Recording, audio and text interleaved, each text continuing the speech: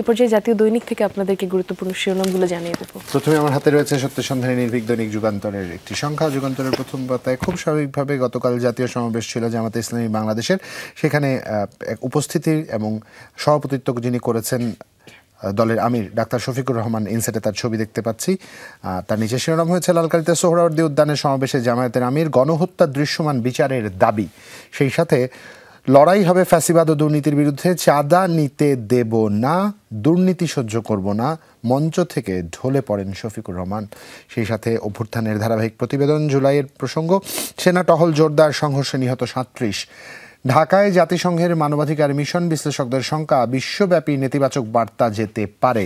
সেই সাথে আলোচনা সভায় তারেক রহমান, ভুল সিদ্ধান্তে যেন ফ্যাসিবাদ পুনর্বাসনের সুযোগ না পায়। কিছু ঘটনা সরকারের সক্ষমতা ক্ষেত্র বিশেষে জনমনে প্রশ্নবিদ্ধ হয়েছে।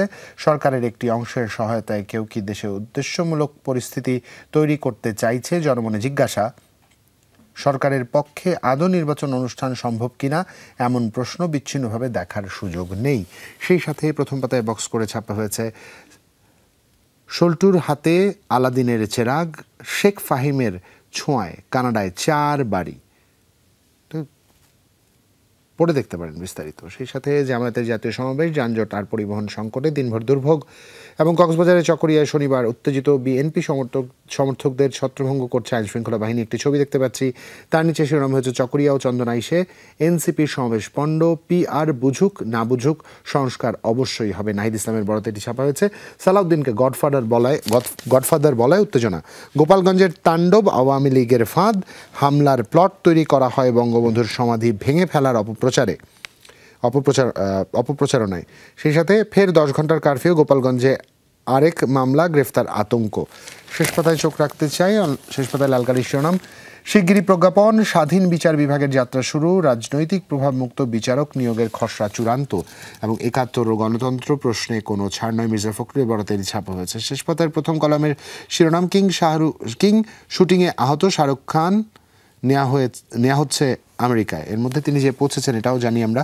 এবং যৌতুক না দেয়া নির্যাতন, ম্যাজিস্ট্রেটের বিরুদ্ধে স্ত্রীর মামলা। একজন ম্যাজিস্ট্রেট তার স্ত্রীকে যৌতুক না পাওয়ায় নির্যাতন করেছেন।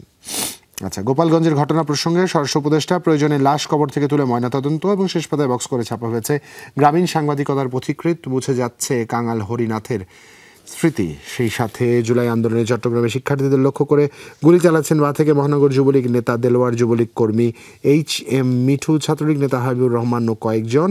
এরা 1 বছরেও গ্রেফতার হননি। নিচেই শিরোনাম হয়েছে চট্টগ্রামে জুলাই আন্দোলনে হামলা, এখনও অধরা চিহ্নিত 27 সন্ত্রাসী, উদ্ধার হয়নি অবৈধ অস্ত্র, লুটের 156 অস্ত্রের হদিস নেই। খুলনায় অতিরিক্ত মদ্যপানে 5 ব্যক্তির মৃত্যু, এবং রংপুরে CNG স্টেশনে বিস্ফোরণে প্রকৌশলী নিহত, আহত অর্ধশত। যাত্রাবাড়িতে ক্ষুধার্ত শিশুকে পাশবিক নির্যাতনে হত্যা, আবাসিক হোটেলে লাশ, গ্রেফতার 1। এবং মিরপুরে পার্কিং করা বাসে আগুন। একটু সম্পাদকীয় পাতায় চোখ রাখতে চাই মিমি। খুব স্বাভাবিকভাবে যুগান্তর চমৎকার কিছু ছাপে প্রতিদিন। আজ ছেপেছে হালফিল বয়ানে ডক্টর মাহফুজ পারভেজের লেখা রোহিঙ্গা সমস্যা ও জাতীয় নিরাপত্তার প্রশ্ন। তার নিচেই নির্বাচনী পারে দেশকে আরও ঐক্যবদ্ধ করতে সালাউদ্দিন আহমেদ রায়হান লিখছেন। বিস্তারিত পড়ে দেখতে পারেন। একটু চুম্বক অংশ আপনাদের পড়ে শোনাতে চাই। ঐক্যবদ্ধ করতে, দেশের মানুষকে একটি স্বস্তির বাংলাদেশ উপহার দিতে জাতীয় নির্বাচনের কোনো বিকল্প নেই। দেশে একটি নির্বাচিত সরকার না আসা পর্যন্ত অস্থিরতা চলতেই থাকবে। তাই সব রাজনৈতিক দলকেই ছাড় দিয়ে হলেও নির্বাচনের দিকে এগিয়ে যেতে হবে। নির্বাচনই হবে পুনরায় ঐক্যের কেন্দ্রবিন্দু। সংস্কার চলমান থাকবে জন আকাঙ্ক্ষা অনুযায়ী। সেই সাথে লিনা আল সাফিনের একটি লেখা এখানে ছাপা হয়েছে, কেন ইসরায়েল গাজার শিশুদের হত্যা করছে। আপনাদের এরই মধ্যে নিশ্চয়ই সকলেরই জানা আছে, তবু যারা জানেন না, যাদের কৌতূহল আছে, একটু পড়ে দেখতে পারেন। এবং বাতায়ন পাতায় ছাপা হয়েছে ব্রিগেডিয়ার জেনারেল অবসরপ্রাপ্ত রকুনুদ্দিনের কলম থেকে, মধ্যপ্রাচ্যে আমেরিকার দ্বিচারিতা ও নেতানিয়াহুর বিপজ্জনক খেলা। বিস্তারিত পড়ে দেখতে পারেন। মধ্যপ্রাচ্য প্রসঙ্গে যুক্তরাষ্ট্র এবং ইসরায়েল বা নেতানিয়াহুর কী পদক্ষেপ প্রত্যেকটি চুম্বক অংশে চমৎকারভাবে এখানে তুলে ধরা হয়েছে। একটু চুম্বক অংশটি পড়ে শোনাতে চাই। হেডারটা পড়ছি শুধু। আঞ্চলিক যুদ্ধের উস্কানি, আন্তর্জাতিক আইন লঙ্ঘনের বিপজ্জনক দৃষ্টান্ত, রাশিয়া ও চীনের প্রতিক্রিয়া, আরব বিশ্বে এক নতুন ঐক্যের সম্ভাবনা, উত্তেজনা, ইসরায়েলের উদ্দেশ্য এবং যুক্তরাষ্ট্রের দ্বিচারিতা এবং নেতানিয়াহুর একক নীতি, ফলাফল, স্থিতিশীলতার বিপর্যয়। একটু বিস্তারিত পড়ে দেখতে পারেন। ইতিহাসের পাতায় আজকে কেন দিনটি গুরুত্বপূর্ণ তা এখানে উল্লেখ করা হয়েছে, একটু আপনাদের পড়ে শোনাতে চাই। 1810 সালে কলম্বিয়ার স্বাধীনতা ঘোষণা করা হয় আজকের এই দিনে। 1905 সালে ব্রিটিশ সংসদে বঙ্গভঙ্গ আইন প্রথম অনুমোদন পায়। 1946 সালে প্যারিসের শান্তি সম্মেলন শুরু হয়। 1947-এ মোহাম্মদ নাসির উদ্দিনের সম্পাদনায় বাংলা মুসলিম নারীদের সচিত্র সাপ্তাহিক পত্রিকা বেগম আজ প্রকাশিত হয়। 1960 সালে বিশ্বের ইতিহাসে প্রথম প্রধানমন্ত্রী নির্বাচিত হন শ্রীলঙ্কার শ্রীমাভো বন্দরনায়েকে, এবং 1969-এ অ্যাপোলো 11 অভিযানের নভোচারী নীল আর্মস্ট্রং ও এডউইন অলড্রিন প্রথম মানুষ হিসেবে চাঁদে পা রাখেন। যদিও এটা নিয়ে সাম্প্রতিক সময় কিন্তু বিশাল বিতর্ক তৈরি হয়েছে। একটা মহল দাবি করছে এটা সম্পূর্ণ একটি কনস্পিরেসি, অ্যাপোলো 11 কোনোদিন আসলে চাঁদে যেয়ে পৌঁছায়নি। সেখানে ল্যান্ডিংয়ের যে ভিডিওটি সামাজিক যোগাযোগ মাধ্যমে পাওয়া যায়, একদম বাতাসের উপস্থিতি, পতাকা উড়ছে এবং তারা চাঁদে যেয়ে পৌঁছাননি, এটা বলা চেষ্টা করা হয় যে জনসাধারণের সাথে একটা ভয়ানক প্রহসন করা হয়েছে এবং তথ্য সন্ত্রাস করা হয়েছে। এই বটে।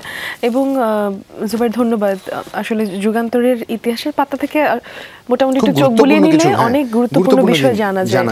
ধন্যবাদ আপনাকে জুবাইর। আমার কাছে আছে দৈনিক ইত্তেফাক, এবং দৈনিক ইত্তেফাকে শুরুতেই প্রথম পাতায় যে ছবিটি দেখবেন, বিশাল আকারে বক্স করে একটি ছবি ছাপা হয়েছে। জামায়াতের যে গতকাল জাতীয় মহাসমাবেশ ছিল, সেখানে 10 লক্ষ নেতাকর্মীর সমাগমের একটা প্রস্তুতি ছিল, এবং ফ্রেমে যতটুকু দেখছেন আশা করি সেখানের লোকজন কেমন এসেছে একটা ধারণা পাওয়া যায়। এবং এখানে শিরোনাম এসেছে, এবার লড়াই দুর্নীতির বিরুদ্ধে 7 দফা যে দাবি, সেই দাবিগুলো আসলে বক্স করে এখানে তুলে ধরা হয়েছে।